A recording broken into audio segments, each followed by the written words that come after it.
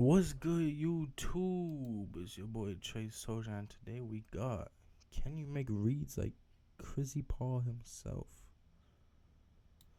Take the Test by Vision Driven Basketball. I'm kind of excited.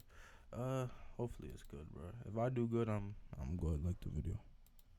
Chris Paul is undoubtedly one of the best point guards to ever play in the NBA. He's had to develop his skill level and his basketball IQ to an extremely high level to be able to dominate in a game where he's barely 6 feet tall. In this video, I'm going to give you guys 7 different clips, and I'll pause in the middle of each one right before there's a decision to be made. I'll let you guys predict what Chris Paul is going to do in the situations. Let me know in the comments how many you get right. Let's get into it.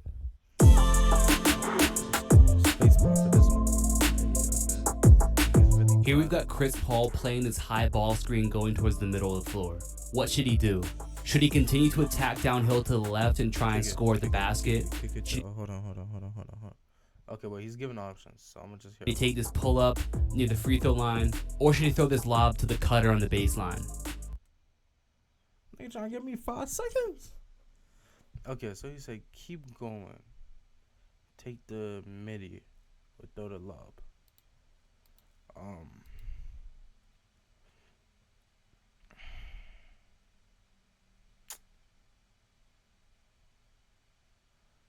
Down by 4. He knows he has him beat, bro. I don't know if this was the time when nigga was jumping into people, backwards into people though. So I don't know if he's gonna go for that. Fuck, bro.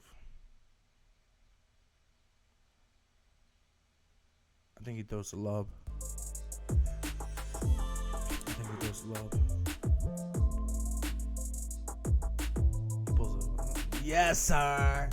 Big lob. This is part of what makes Chris Paul so hard to stop. When he comes off the screen, he sees that he has the attention of 3 defenders, specifically Ben Simmons, whose attention is completely on Paul and not on the guy in the corner. So Chris Paul takes another dribble towards the paint to make sure he draws in Embiid and Simmons and throws up the easy lob to his cutting teammate. Smart. Very smart fucking play. In this clip, Chris Paul's coming up the floor, getting ready for this drag screen to be set. Jamal Murray ices it and tries to force Chris Paul to stay sidelined. What should he do in this situation? Should he use his ball screen to the middle like normal? Should he sell that middle drive and then use Nerlens Noel to twist this ball screen and attack towards the wing? Or should he draw Murray out and then attack him in an ISO situation? Alright, bro. I think what he's gonna do, right? Coach Trey in the fucking building, nigga. Knowing Chris Paul, I think he has a netter behind the back, right? Jamal Murray's gonna step too far to the right here, so Chris Paul's gonna hit it like a behind the back or a crossover. Nerlens Noel hits the pick on the left side of Jamal Murray. He runs to the midi, right? Nikola Jokic is a slow ass nigga. Chris Paul runs to the middle right here, to the mid range, and pulls it. Coach Trey, watch.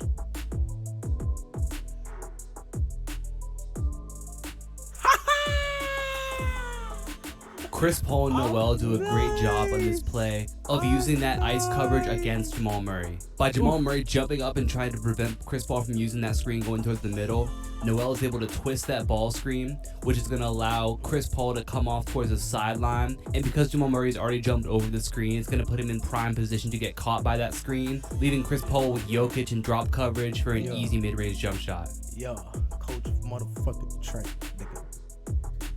In this clip, Chris Paul's coming to the floor again for this drag screen. The screener's defender jumps out the hard hedge. What's the read right here? Should he try and split the hedge? Should he try and bounce out and around the hedge? Or should he reject the screen and attack towards the sideline? Split through, because nigga not bouncing back, bro. He's still going there. Hold on. This nigga right here, I don't know who this is. He's still going this way. Chris Paul is gonna burst off of his foot, cut through. This nigga is not gonna get to him. He is gonna be behind him. He could run in and probably pull a midi. Okay. First of all, look how fucking far back we are on this play, bro. Niggas could barely even see here, bro. But yeah. Once you see this, nigga starts biting. Yeah, it's clear lob right there. This hedger put jumps through out one way of too early on this drag screen because the screen hasn't really even been set. So by the time the hedgeman is in position, the screener's still moving towards Chris Paul's man to set that screen up, meaning there's going to be a lot of room between the screener and that hedge guy for Chris Paul to be able to split, get downhill. And typically when you get to the middle of the defense like that, only good things are going to happen. I'm 3 of 3. 3 of 3 again. Hold on, 3 of 3. Okay. This time, I'll let you decide with no options. How should Chris Paul play this ball screen? Oh, nigga, no options? Okay. I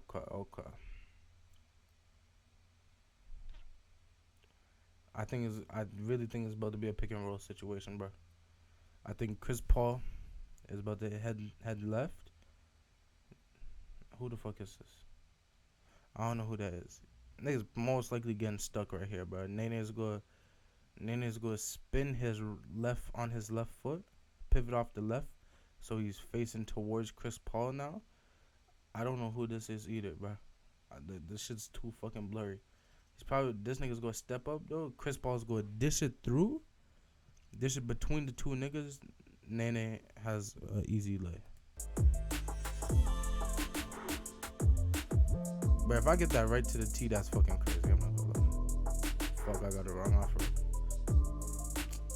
I got the pick and roll part right, but he did. When Chris Paul sees how both his defender and the screener's defender are playing this ball screen, it becomes very easy for him to make the decision to reject the screen. First of all, his defender is a little bit early trying to get over that screen, and he's already lost momentum. So if Chris Paul continues to attack straight forward, his defender is going to have to start from a standstill. And on top of that, the screener's defender is playing drop coverage on the opposite side of the ball screen. So there's literally no defense on that right side. When he comes off that screen, he gets both his man and the hedger who come over to defend him, and a third defender comes as well, which leads to an easy pass to the rolling big. Smart. In this situation, Chris Paul comes off of the ball screen and goes into a dribble hold to hold his defender behind him and allow the play in front of him to develop. What should he do here? Should he immediately pull up for the jump shot hoping to get fouled? Should he hit his teammate in the corner for 3? Or should he use a little bump off to shoot this elbow jump shot? Okay. I'm not sure how fast White Boy is here, but who is this? I don't know who that is. I don't know how much of a shooter he is. He does look like he could bust it, though. You know what I'm saying? Because what they got? Is that PJ Tucker over there? Gordon. I really can't see this nigga's name, bro. Okay. If he pulls up here, this nigga is a little taller than him. He may be able to get a block without getting the call. Even though this was a season. This was the year where everyone was getting the fucking calls. Knowing Chris Paul, runs a little here. Because this nigga, he doesn't want to fully commit, though. I don't think he wants to fully commit. Chris Paul's going to just take a little bump and bust it on this side. Come on. Yes, sir. Yes. Let's go. You know, I'll say now this is a bit more of a complex situation, and I'm going to bring in some numbers to back up why Chris Paul took this shot as well. Holding this defender coming off of a ball screen is a great thing to do when you're facing drop. The only reason I'm saying 4.5 because I didn't get the options, right? I didn't get options, so I had to make my own option. So it's hard to say if I got it right or wrong, but I technically got it right. It was a pick and roll. It happens here. Chris Paul manages to hold Joe Ingles for a while, which allows Clint Capella to seal his man. That leaves the mid-range open. Chris Paul does have a teammate open in the corner, and that wouldn't be a bad pass to make. But out of a ball screen since 2013, Chris Paul has shot the most amount of shots from the elbow area, and he also has the highest efficiency in that area in the entire NBA. So him getting a look from the elbow is the best shot the Rockets are going to get on this possession. Actually, that nigga was. Let's switch it up a little bit for this play. For this situation, I want you to think of both ways Donovan Mitchell could react after he gets past this screen here. Once you think of both of those options, I want you to think of what Chris Paul should do in each situation. Just giving a lot of fucking scenarios here, buddy. But okay. 2 ways Donovan can play this. Donovan Mitchell stays on. Is that PJ Tucker? I don't know if that's PJ Tucker. Donovan Mitchell stays over here though. You hear me? Donovan Mitchell steady guards this nigga. This is a mismatch. Chris Paul will bake Rudy Gobert every day of the week. So Chris Paul will get to cooking this nigga. ISO. Cook him. And he's probably going to bust a midi if anything. You know, shift him up. Boom, boom, boom. Bust a midi. Second option. Donovan Mitchell runs back and they switch. During that switch time, he could most likely run a little to the side or something. If not, but if Donovan Mitchell keeps running to Chris Paul right now, Rudy Gobert's too slow again. Chris Paul dishes it. Easy 3. Talk to me.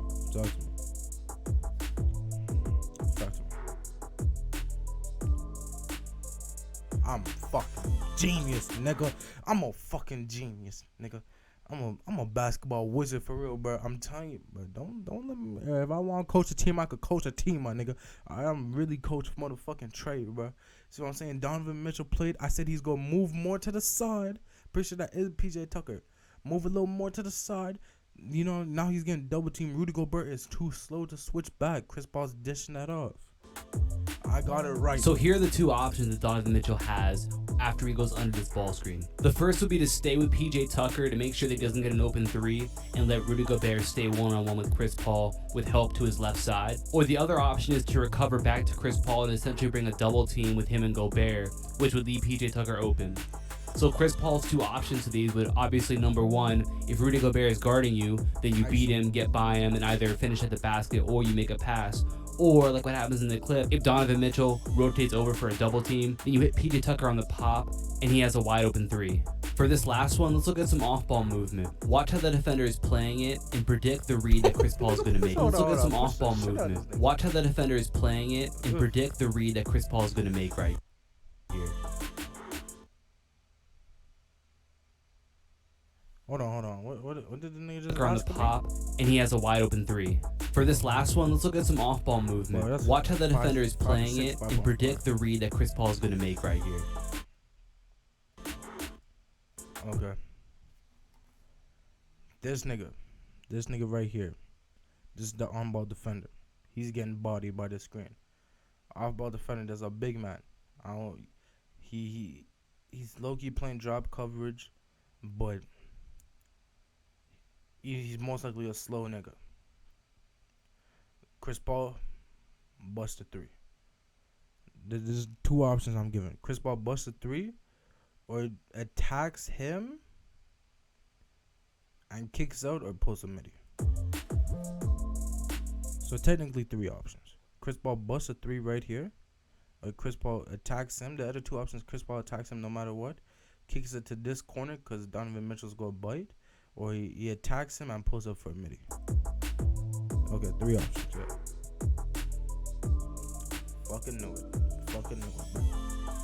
Chris Paul initially sets up his defender very, very well with his first pin down screen, which yes, it is a push off, it was a foul, but guys get away with that all the time in the NBA. He then comes up to this dribble handoff, which is going to turn into another pin down screen, and because his defender is scrambling to catch up after having to go under the first screen, he ends up having to go under this handoff / screen as well. So Chris Paul basically takes a dribble and uses the screen as a flare, while his defender goes under. Chris Paul takes advantage of that and shoots the open 3. Good shit. I hope you guys enjoyed this video and learned something from fucking 6 out of 7, 6.5 out of 7, nigga. I'm different, bro. I'm fucking different. I'm nice. I really do this bullshit. Niggas don't want to see me on the court, bro. High IQ Trey, Coach Trey, you know what I'm saying? Without further ado, not much to be said. The video is double the amount of time because I'm really a coach. I could break down film, bro. I'm saying NBA, y'all need a new coach? Y'all need the youngest coach in the NBA? Hire your boy. KD, bro. I see you struggling with the Celtics, my nigga. You know what I'm saying? You need help with that, bro. I got you, bro. For real, bro. Like, comment, subscribe. I'm out of here.